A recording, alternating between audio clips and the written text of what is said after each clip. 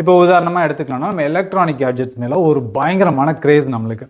So electronic gadgets உற்பத்திக்கு என்னெல்லாம் தேவை அப்படின்னு சொல்லி நம்ம கொஞ்சம் டீப் டைவ் பண்ணோம்னா செமிகண்டக்டர்ஸ் தேவையாக இருக்குது. ஸோ செமிகண்டக்டர்ஸோட உற்பத்தியில் என்னன்னு பார்த்தோன்னா உதாரணமாக டங்ஸ்டன் தேவைப்படுது.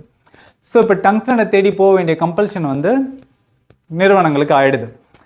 இப்போ இந்த கனிமங்களை தேடி போக வேண்டிய சூழ்நிலை இல்லை நிர்பந்தத்தை யார் உருவாக்குனதுன்னு பார்த்தா நம்ம தான். As a public, as a consumer நம்ம தான் பண்ணுறோம்.